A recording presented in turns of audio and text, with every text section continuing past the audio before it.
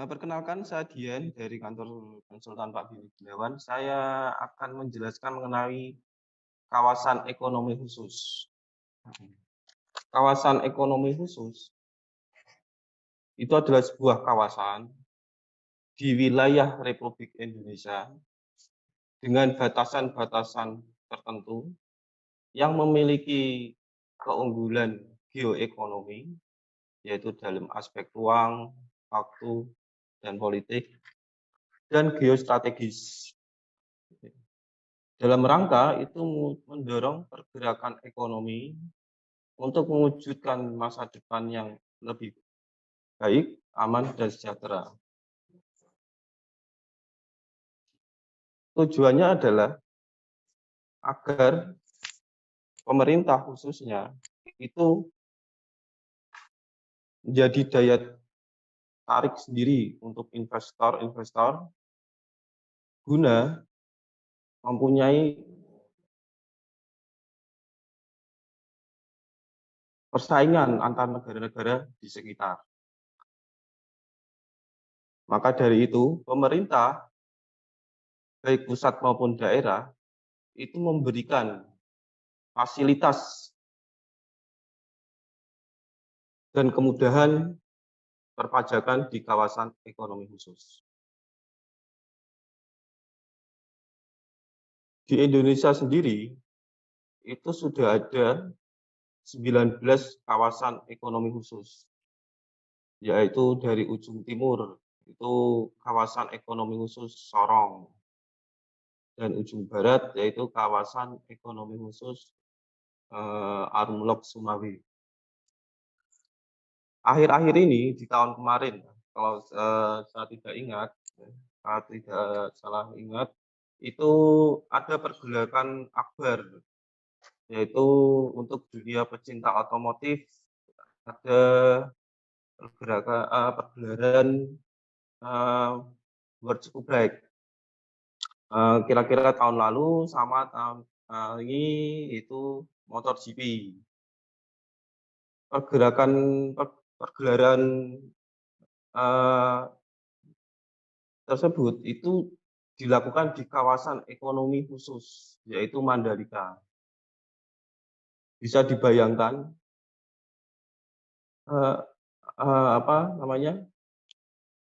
pemerintah itu untuk mendorong pergerakan ekonomi, khususnya pelaku-pelaku ekonomi, itu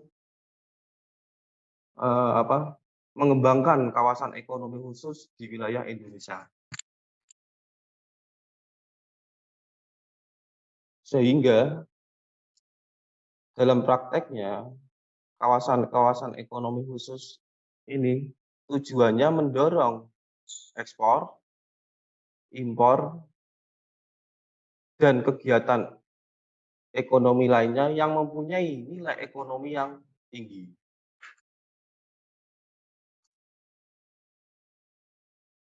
Kemudian dasar hukum kawasan ekonomi khusus, yaitu PP 40 tahun 2021, turunannya yaitu PMK 237 tahun 2020 dan PMK 33 tahun 2021. Di dalam kawasan ekonomi khusus, itu ada dua pelaku ekonomi, yaitu pelaku usaha sama badan usaha. Badan usaha sendiri itu adalah perusahaan berbadan hukum seperti BUMN, BUMD, koperasi, swasta, dalam hal ini PT. Kawasan-kawasan ekonomi khusus itu pelaku ekonominya ada dua. Yang pertama adalah badan usaha, yang kedua adalah pelaku usaha. Badan usaha itu sendiri itu adalah perusahaan berbadan hukum seperti BUMD, BUMN, koperasi, swasta dalam hal ini PT, yang menyelenggarakan kegiatan di kawasan ekonomi khusus. Badan usaha itu sendiri harus ditetapkan paling lambat sebelum kawasan ekonomi khusus itu beroperasi.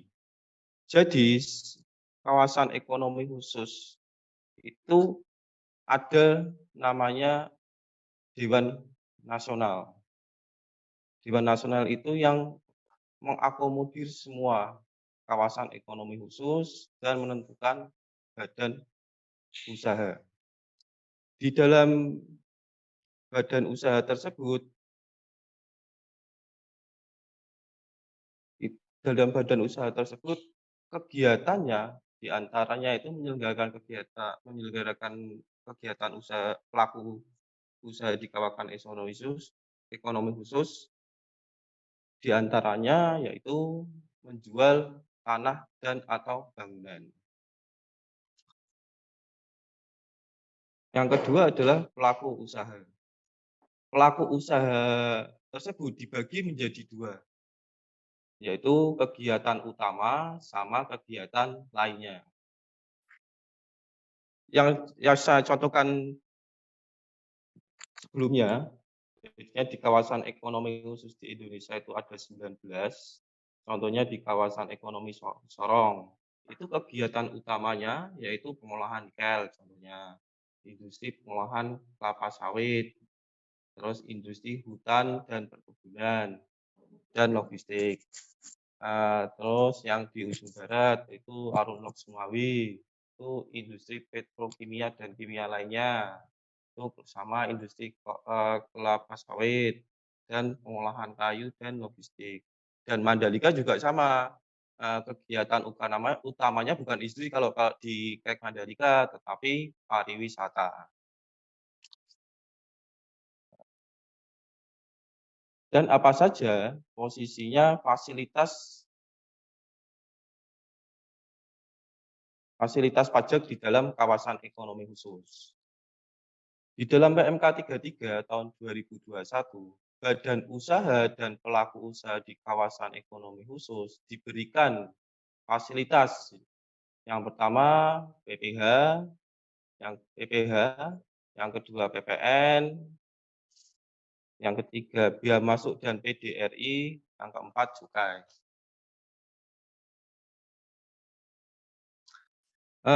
PDRI sendiri itu adalah pajak dalam rangka impor, yaitu PPN dan PPNBM.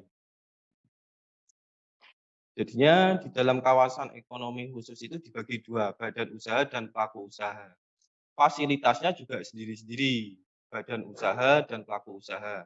Badan usaha sendiri fasilitasnya yaitu pengurangan PPh 100%.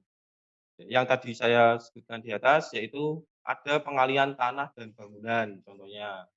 Itu biasanya kena PPh sebesar 2,5%, tetapi ini diberi pengurangan PPh 100%. Yang kedua persewaan tanah dan atau bangunan. Terus yang ketiga kegiatan usaha lainnya. Itu yang di badan usaha. Terus dibebaskan output, itu potong pungut dengan SKB untuk pengalian tanah dan bangunan. Jadi pengalian tanah dan bangunan, kalau seandainya posisi badan usaha menjual ke pelaku usaha, itu PPh-nya 2,5%, itu eee, harus mempunyai SKB atas pengalian tanah dan bangunan. Yang kelima yaitu bebas output tanpa SKB, yaitu untuk sewa tanah dan bangunan dan kegiatan usaha lainnya. Nah, dan sedangkan untuk pelaku usaha, itu dibagi menjadi dua. Ada yang mendapatkan pengurangan 100% dan ada yang mendapatkan pengurangan penghasilan itu sebesar 30% selama 6 tahun masing-masing, per tahunnya itu 5%. Untuk pelaku usaha sendiri yang kegiatan utamanya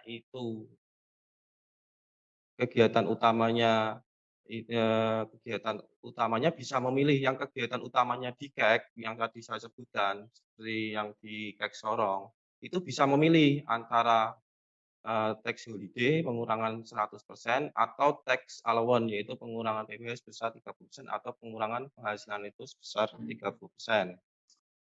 Bisa memilih. Sedangkan untuk kegiatan utamanya selain di KEK, yaitu hanya bisa, mendapatkan tax allowance. Dan untuk tax holiday sendiri, output-nya itu tanpa SKB dan selain SKB dilakukan dan tanpa SKB itu maaf, untuk kegiatan utama DKEK dan selain kegiatan utama DKEK tetap dilakukan pemotongan. Sedangkan untuk tax allowance yaitu tax allowance posisinya dipercepat yaitu penyusutan dan amortisasi dari ketentuan umum.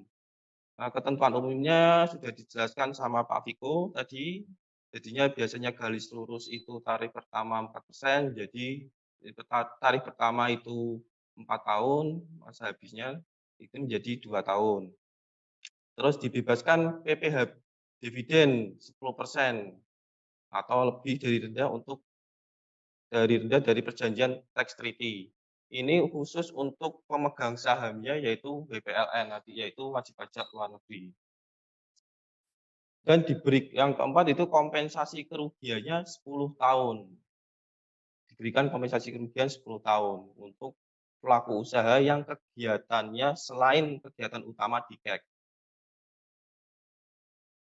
Sedangkan pertanyaannya sekarang adalah syarat-syarat untuk mendapatkan tax holiday untuk badan usaha dan pelaku usaha untuk tax holiday ataupun tax allowance.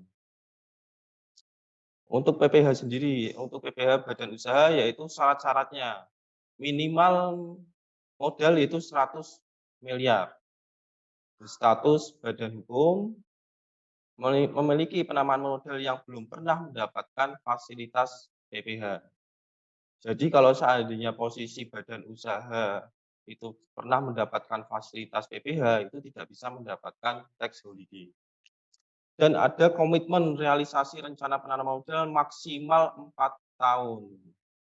Yang ketiga, surat keterangan fiskal seluruh pemegang saham sesuai dengan ketentuan peraturan perundang-undangan. Jangka waktunya adalah itu 10 tahun untuk badan usaha. Sedangkan untuk pelaku usaha, untuk tax holiday itu mendapatkan menjalankan kegiatan utama jika itu minimal dana yang diinvestasikan adalah 100 miliar.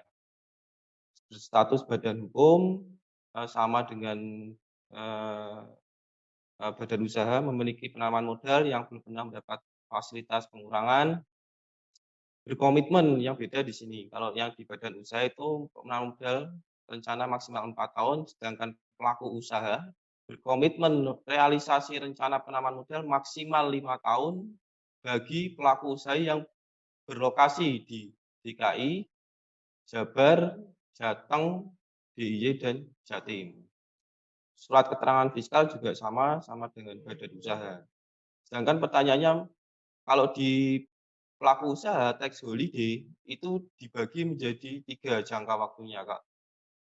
Untuk modal yang 100 miliar sampai dengan 500 miliar itu sampai dengan diberi jangka waktu pengurangan PPh yaitu 10 tahun.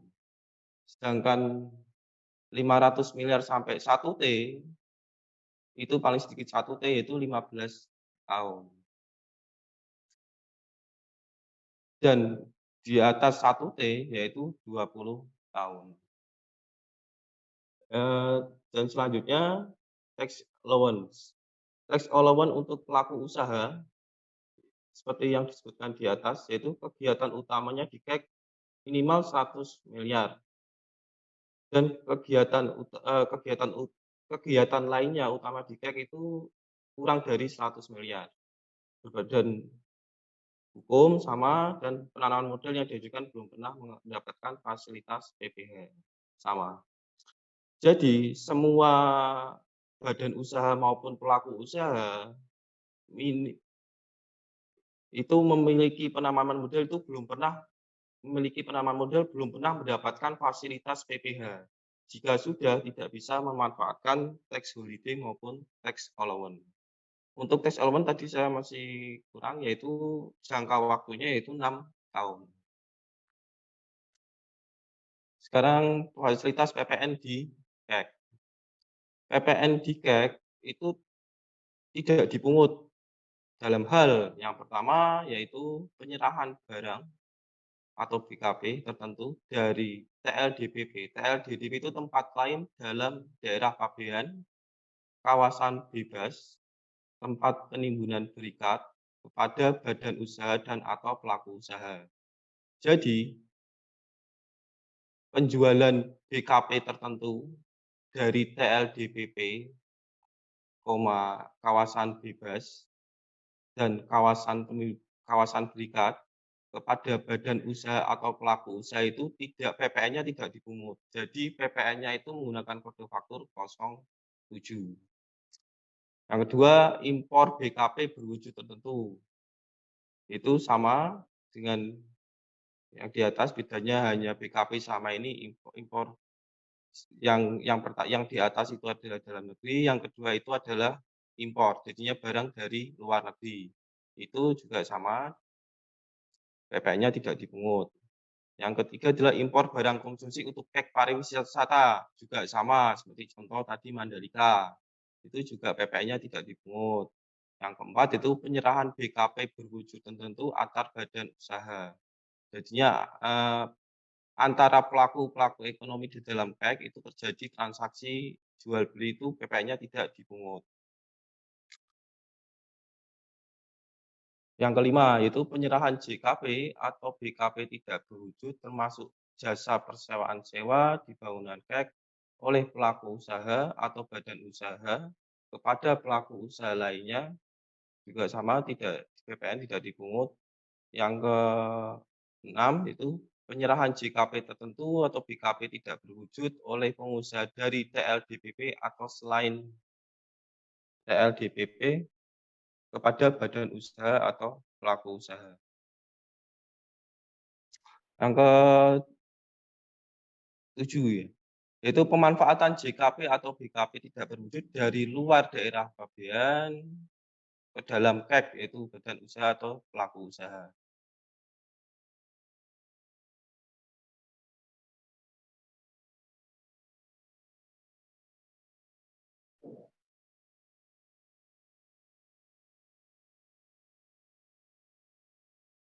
Eee, Tadi di dalam sebelumnya fasilitas itu terdapat, pengertian yaitu barang kena pajak berwujud tertentu. Nah itu apa saja barang kena pajak berwujud tertentu itu bisa dilihat dari sini yaitu barang modal, yaitu termasuk tanah, bangunan, dan atau bangunan, peralatan atau mesin, suku cadang yang diperlukan untuk proses produksi pengolahan. Barang modal termasuk tanah dan bangunan yang diperlukan untuk jadinya untuk proses produksi pengolahan dan untuk proses pembangunan atau pengembangan kawasan ekonomi khusus, sesuai dengan bidang usahanya masing-masing. Yang kedua, bahan baku, bahan pembantu, dan barang lain yang diolah, dirakit, atau dipasang, dan pada barang lain untuk kegiatan manufaktur atau penelitian dan pengembangan. Yang ketiga, bahan baku, bahan pembantu, peralatan, dan barang lain yang diperlukan bagi kegiatan untuk menghasilkan JKP untuk pengembangan teknologi.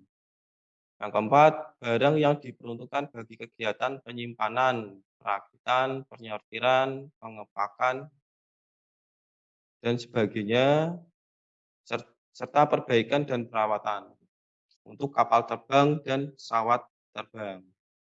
Sedangkan JKP tertentu, yaitu contohnya dulu jasa makon, jasa perbaikan dan perawatan maintenance MRO, jasa pengurusan transportasi terkait barang dan tujuan ekspor, dan jasa konstruksi meliputi perencanaan dan sebagainya, jasa teknologi, dan masih banyak lagi. Kalau saya sebutkan satu-satu, waktunya akan habis.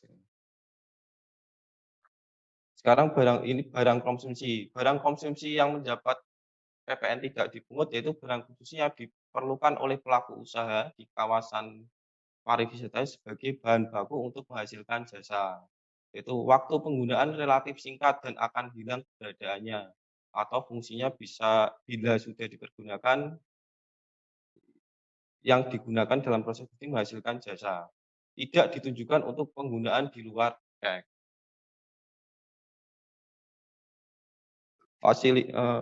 fasilitas BM dan PDRI dan cukai. Untuk badan usaha sendiri, yaitu pembebasan biaya masuk dan tidak dipungut PDRI atas impor barang modal dalam rangka pembangunan dan pengembangan KEK. Yang kedua itu pembebasan biaya masuk dan tidak dipungut PDRI atas barang modal KEK dan dari pelaku usaha KEK lainnya, yaitu tempat penimbunan berikat dan kawasan bebas yang barangnya berasal dari LDP. LDP itu dari luar daerah APBN atau impor.